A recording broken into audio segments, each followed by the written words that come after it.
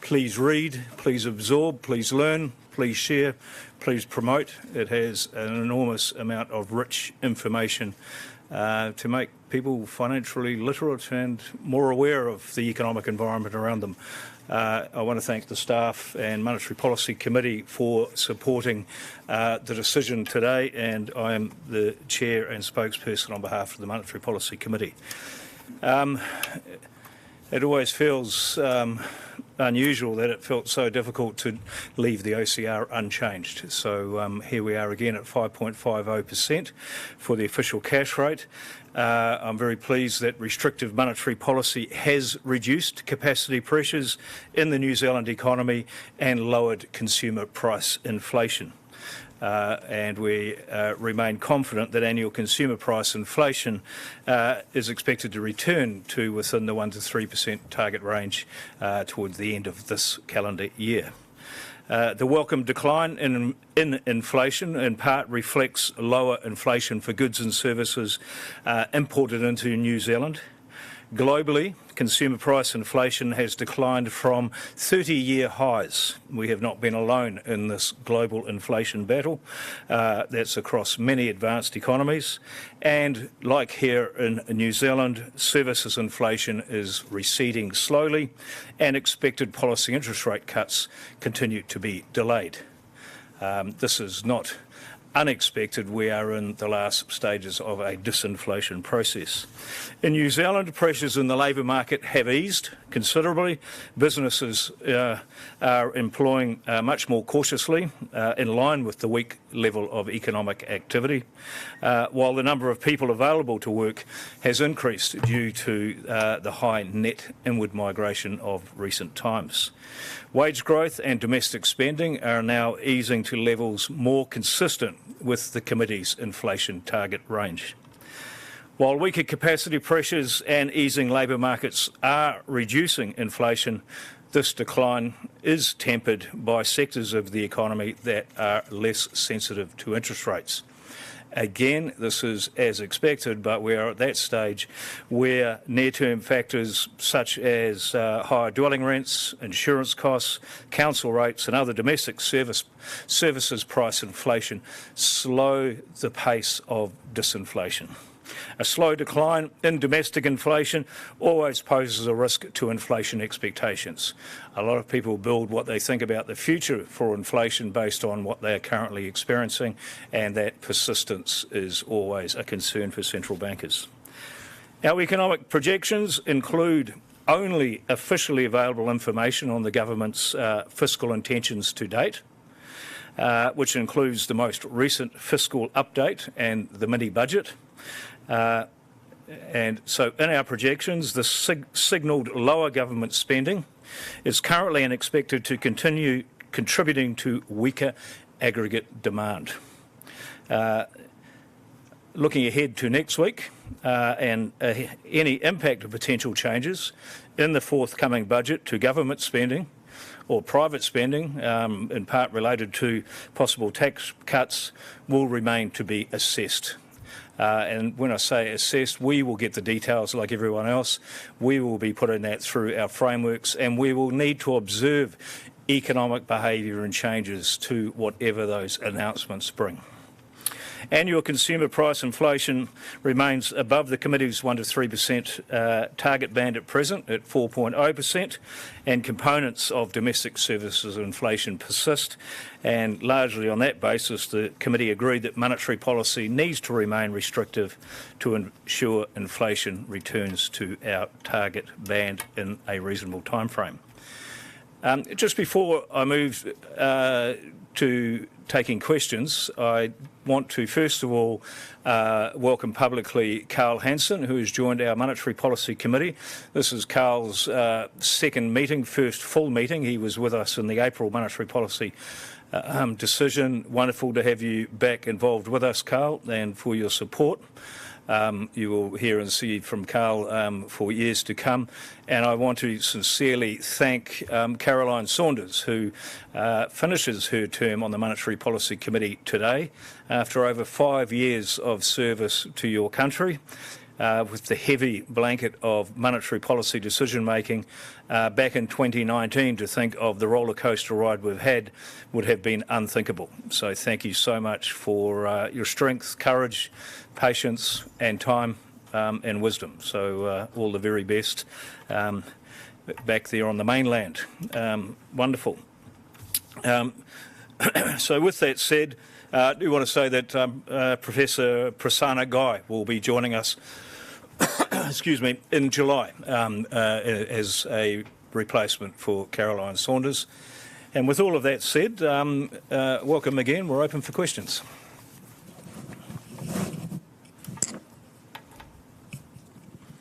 Thanks. Tom Palastraka from The Post. We're seeing in these forecasts a more pessimistic outlook for inflation and also a very slightly more pessimistic outlook for unemployment as well. That doesn't seem cheery. What's the sort of phenomenon that explains that? Yeah, so the first part is inflation. We're down at that slow-moving, less interest rate-sensitive component, those domestic services. I outlined a couple of examples. And, monetary policy works indirectly to influence that.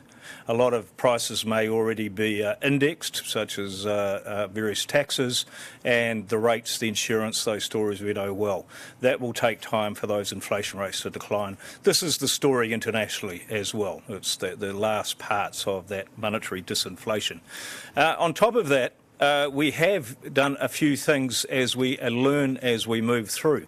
One of them is around the potential growth rate of the New Zealand economy. We've been experiencing cyclically low productivity growth, which is weighing on the potential economic growth of the country, which means for any level of aggregate spending there is more likely inflationary pressure. And so lowering the potential growth rate adds to that. Why have we done that? Because we have been learning as we go, and it better explains the persistence we've seen in domestic inflation to date. So, we are operating with a vehicle that can move slower on average without generating inflation around that productivity. We opine in here around whether it's temporary or something more permanent. Definitely there are temporary components. Firms were quick to employ and hoard labour after those acute extreme labour shortage periods once the borders were reopened. And so more inputs, same outputs equals less productivity.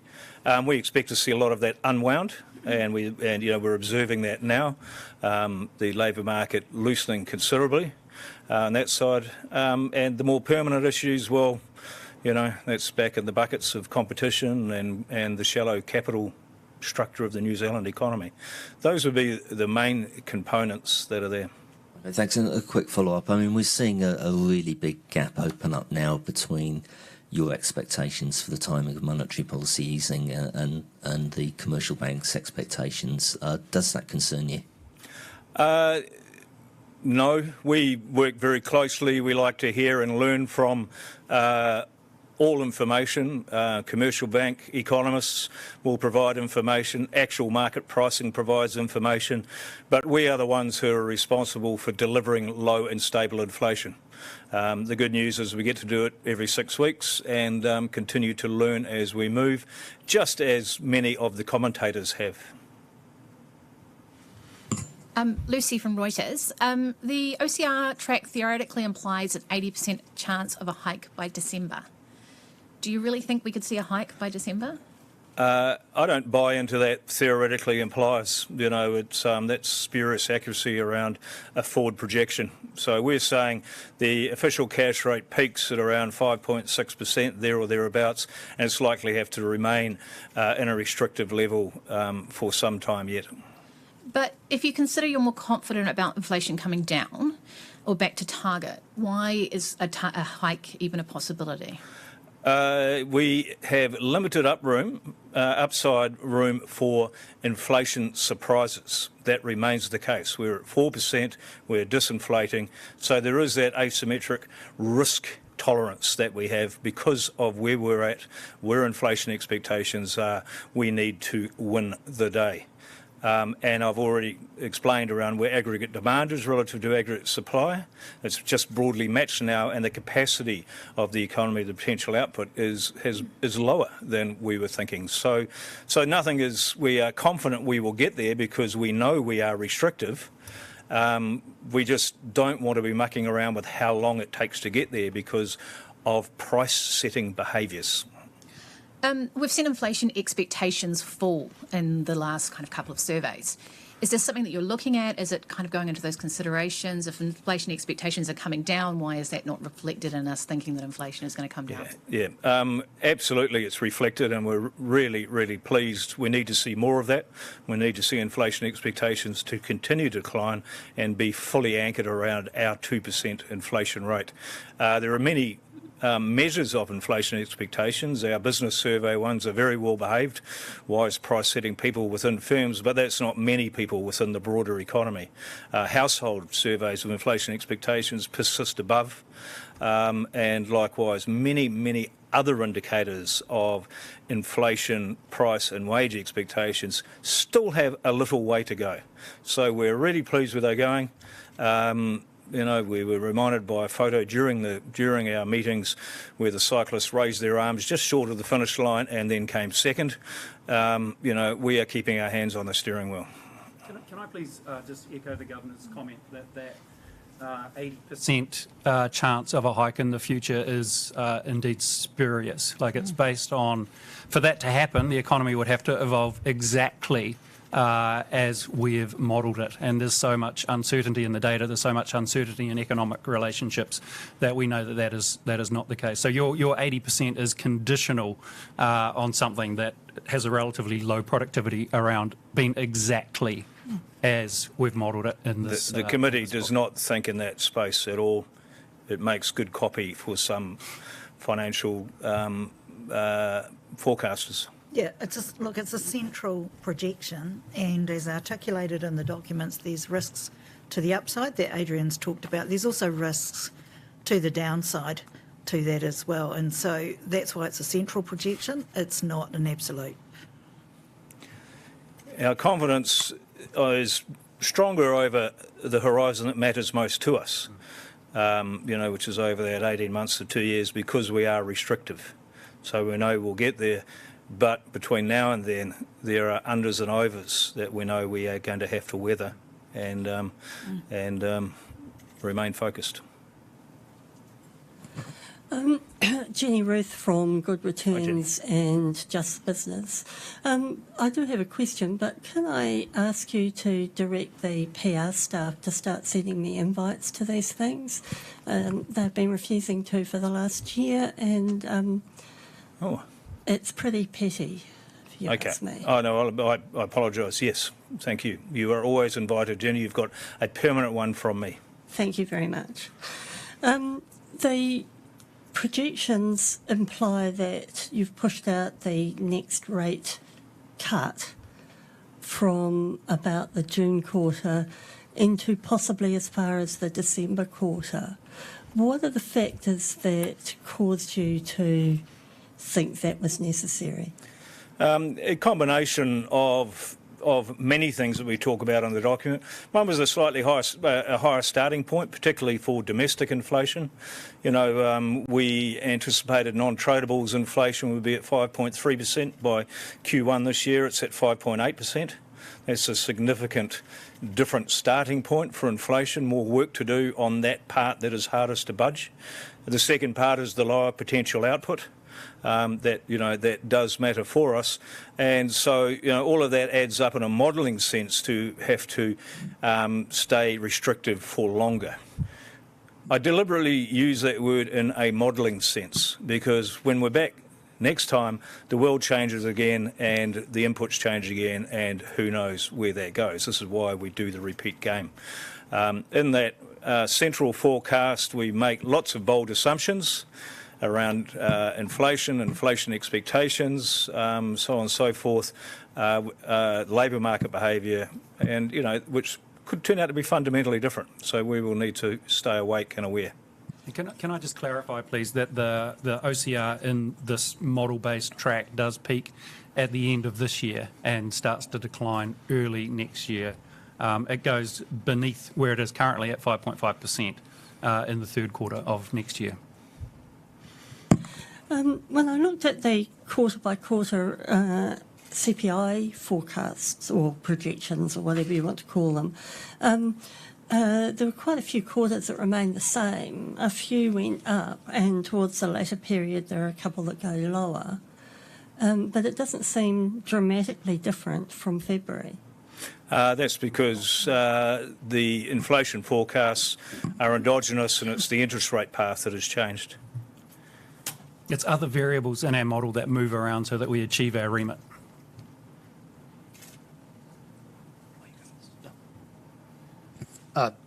Thank you, Governor. Luke Malpass, The Post. In your interesting discussion here about productivity, I noted there's a little line where you say basically government spending is higher as a proportion of potential output than it was in February. So I suppose as a matter of technical practice, if the government wanted to be having the same disinflationary effect that it was having in February, it would have to reduce its spending more. Is that sort of what you're saying? That's exactly right. I mean, the government spending is $X. It remains the same. It's just that it's now potential outputs declined. So it's now a larger part of the economy. It's important to note that the government spending as a percent of potential output continues to decline, has done and continues to throughout the forecast. It's just declining less than in February. So it's less disinflationary. Sorry, all the double negatives. So, that's all right. And notwithstanding what you said about budget information that's out there in the public domain, just on spec, what are the sorts of spending or initiatives that the bank might be keeping an eye on next Thursday? What are the key things that you're sort of watching? Yeah, so we don't aggregate spending, aggregate demand. Aggregate tax, those are the big variables that matter for monetary policy in large. And so, as we've talked about here, government spending and investment as a proportion of total potential output is really important to determining the impact it has on inflation or disinflation. Likewise, whether it is incentivising or disincentivizing changes in private spending behaviour, whether it be wages, consumption or investment. So it's those the big variables there. We have, very accurately worded, I think the best paragraphs to refer to are in our record of the meeting, where we talk about the government's fiscal policy in total, and then we talk about how it matters for monetary policy.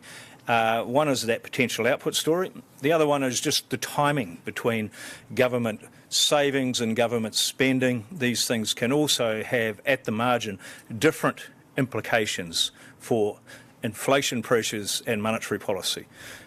So, we need to wait and see and dissect it like everyone else does around what are those implications. For this document, we have only what's officially known. In that, we have a continued government spending decline as a percent of potential output, but we have nothing about any potential future government changes in spending or changes in taxes and implications.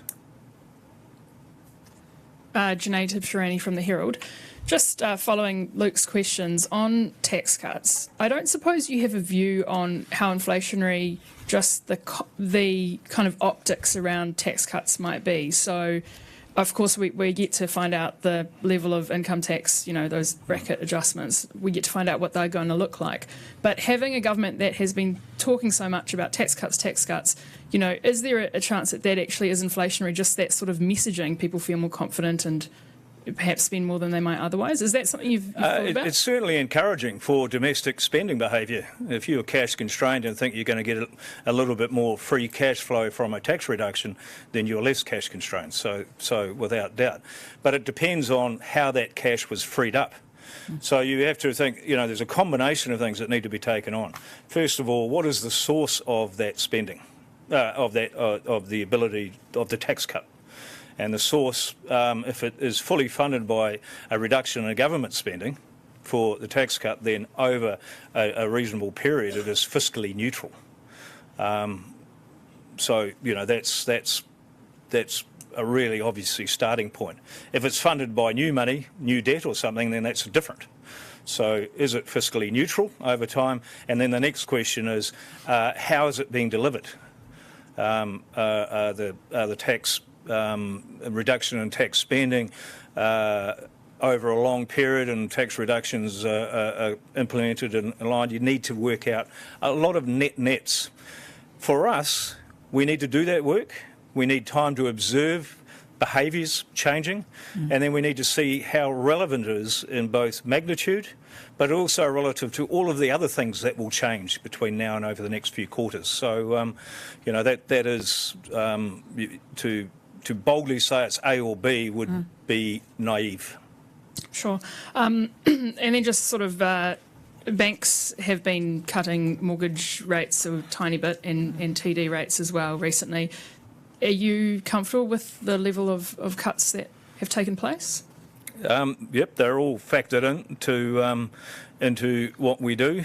So, it's the effective mortgage rate that the marginal borrower is facing is what most impacts that part of the transmission. Yeah, look, there's a couple of things that that we look at. First of all, what's the stock? What's the average rate on the existing stock? That's around a bit over 6%. We still see that going through to about 6.5% by year end. Second thing is just in relation to banks moving rates around.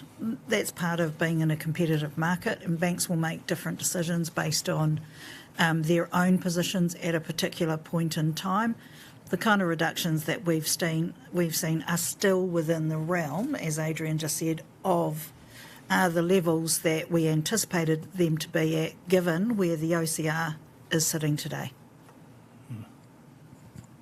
Oh, I actually just have one more. Sorry, just that I note the new committee member. Well done. Just wondering if you can comment on how the vibe of the meeting might be different given the change of composition of the committee. I'd like a vibe. From me or from the new member? It's wonderful. Carla's hit the ground full noise. I kind of feel strange by having to talk about Carla's who's standing straight in front of me and you can only see the back of his head. But Carla's a very professional economist who has had experience at the Reserve Bank in the past and has stayed in the economic profession throughout his full working career, operating at a very high level of decision making and advice. So I think the phrase is a duck to water. Which is great, and we haven't lost the great vibe of Caroline yet, so I'll report back next time. Kia ora, Governor. Dan Brunskill from Interest. I was wondering how seriously did the committee consider raising interest rates this meeting, and what was it that stayed your hand? Yeah, a real consideration. We don't kind of write that down unless it was the record of the meeting is exactly that. We spent a lot of time talking about are we going to get there quick enough? Are some of these near-term price pressures that we know, upward price pressures, just going to persist too far? Are we getting the purchase we need on the economy given the lower potential output and that capacity story that we talked about? So from the starting position of where we were, then to have those things happen to us, really make you sit back and go, higher starting point for domestic inflation, lower capacity pressure, continued persistence in these things.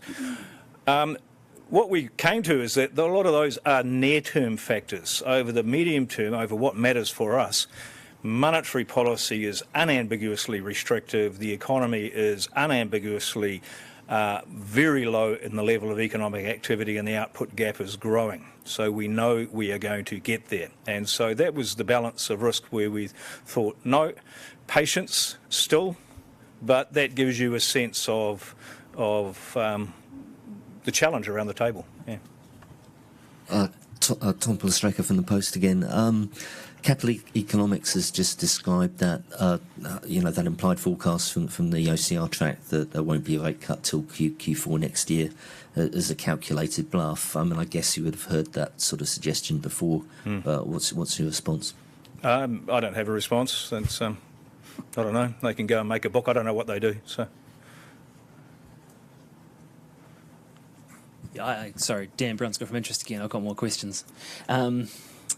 It was interesting that there was a box B in there that talked about the responsiveness of different parts of the economy to interest rates. I just wondered, for what purposes have you included that, and what does it mean for policy making? If parts of the economy aren't responding, they're the ones that have inflation, is there any point in raising interest rates? Yeah, fantastic question, and thank you for asking that. Box B is there because we had a box A, but it really was a way of us learning and us explaining to people what the next couple of years will feel like. And why the last, you can get from 7% to 4% inflation pretty quickly. Getting from 4 to 2 can be slower and will be slower. That's not slower than expected, it's just slower as normal because you're away from the goods inflation, the tradable noisy stuff, the energy, the food prices. You're now down around the domestic side of the economy, which is less competitive, which has indexation where when you're at low inflation, changes in relative prices can be quite impactful on headline inflation. And so we were showing you the bits that are there. I gained confidence personally from looking at those diagrams because it showed a big component that has been really persistent on domestic inflation has now largely dissipated, and that is the cost of building houses. But what is left now is insurance and rates and rents. And they've all got their own independent stories that eventually monetary policy will win the day, but they are just less sensitive over time. There is a limit to rate increases. There is a limit to insurance increases. Is that a factor in why you have chosen not to lift rates further? Because if you did, you would basically whack the parts that have already responded and not so much touch the parts that haven't yet. Yes. I mean, that's right. We know that we are achieving what we need to achieve. The pace seems reasonable. We didn't find any OMG moments when we were dissecting those components of services inflation. In fact, we got right down into the nuts and bolts of the consumer price index and what matters. We then did the compare and contrast to the rest of the world, and gee, guess what? That's exactly the same. When you look across Australia, you look across the US, you look across the UK, Europe, it's the domestic services primarily, with only slightly differences around which components of that. And my last question, if I can, is just you've flagged that low productivity is a big problem with inflation getting worse because productivity is falling even faster than inflation is. How does high interest rates affect productivity? And is there anything we can do to boost productivity? Yeah, so high interest rates aren't, monetary policy affects the nominal side of the economy. It's real policy. It's businesses investing, businesses to be incentivised to invest, innovation, higher capital inputs, all of these things that determine the productivity growth rate, that determines the potential pace of the economy. What monetary policy can do is let inflation get away and destroy the signals for people to spend and invest. So that's why, we are given the productivity we work around it. We can probably do more damage than good to the productivity story by letting inflation get away. I would argue, Dan, that low and stable inflation is the best contribution that we can make here to lifting New Zealand's productivity performance. So it's the outcome, not the instrument. Yeah. Wonderful. Hi, Jenny Ruth from Good Returns and Just the Business again. Have you looked at why the RBA's cash rate is lower than yours when arguably you could say Australian inflationary outlook is even worse than ours? Yeah, we certainly look across the world for what are the different components and drivers. Then the reaction functions are idiosyncratic to the central banks, so I won't comment on the RBA's sides there. They've had very similar inflation type shocks. They've been a little bit better off. They had very high energy price shocks, given the nature of their products. They've had that come back, given the nature of their products. But, you will have to talk to the RBA about that. Look, I would just add one thing, though, that, there are some structural differences as well, and in particular one of those is transmission, where we have 80% plus of mortgages in New Zealand on fixed rate, so a slower rate of transmission. They have the reverse of that. They have 80% on floating rate, so their ability to transmit is quicker. And so but then if you look at the comparative mortgage rates, you will find that they are not materially different. And so you've got a similar kind of transmission running through that economy. And dare I say it, the last bit, and this really hurts to say, and productivity is probably different in Australia Yes, than true. New Zealand. Yeah. I mean, the US is the best example of The US positive is- productivity shock. Yeah. Strong productivity growth, hence less inflation per dollar spend, so on and so forth. So let's get moving. Let's get productive by closing this press conference. Is it? No? Janae, one lucky last. Oh, no. Oh, sorry. You're missing me out. Oh. Well, I was so upset about Jenny. I wanted to say, I can't win. Don't worry, I'm getting my invites. Investors are still pricing in at least one cut by the end of the year. Why aren't they listening to you? Their job. Well, I think they do listen eventually. That's the weight of money. That's them taking a view. If we do cut, congratulations to them. If they don't, then they just have to back off. It's as simple as this. Remember the beginning of this calendar year, the US Federal Reserve and the US economy, they had 7 interest rate cuts priced into the forward curve. Yeah. I think you were lucky to have, I'm going to be wrong, but 1 or 2 left priced into the forward curve this year. So markets will pick 15 of the next 2 changes. That is the nature of markets. They buy and sell, they make bids and offers, they trade. So that's the story. Likewise, across the economists, it was nicely said, no one, they all think different. No, they don't. There's a big spread across the New Zealand economic group. One bank was taken, absolutely to task for making a call a while back by the very people in this room around interest rates and others. So, you just got to take a view. We don't have to. We're back every 6 weeks. We're just putting our best foot forward. And because TVNZ isn't here today, I'm asking a question on their behalf. There's a line in the statement about concerns about the labour market. Are you worried about unemployment rising too quickly, and what impact is that having? For us, we would love the optimal world for monetary policy is inflation expectations fall, yes. Actual consumer price inflation declines, and everyone remains fully employed. That doesn't happen. So, unfortunately, at times, part of their slowing in aggregate demand means slowing in employment and hence rising unemployment or participation. We have unemployment rising to 5.2%, which is a long way from where we currently are in recent experience. It's low level to where we have been in long historical experience when we didn't get on top of inflation. What we will always be cautious of is, I suppose, a sudden fall in confidence that leads to unnecessary labour shedding, just as it led to unnecessary labour hoarding in recent times. And so we've always just got to be aware of those risks.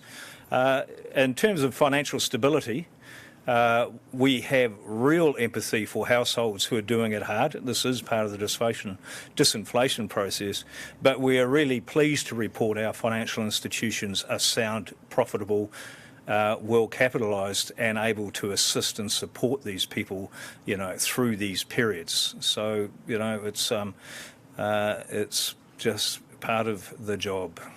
Can I echo the Governor's comment there? Like, the sooner that price and wage setters in the economy adjust to a low inflation environment, then the less unemployment will increase over the coming quarters as inflation. So that is a call out to all price setters, local councils, insurance, anyone else that you can list or name, coffee shops. We are going back to a low inflation environment. On that call to arms and call to productivity, thank you very much again, everyone, and we'll be back. Caroline won't.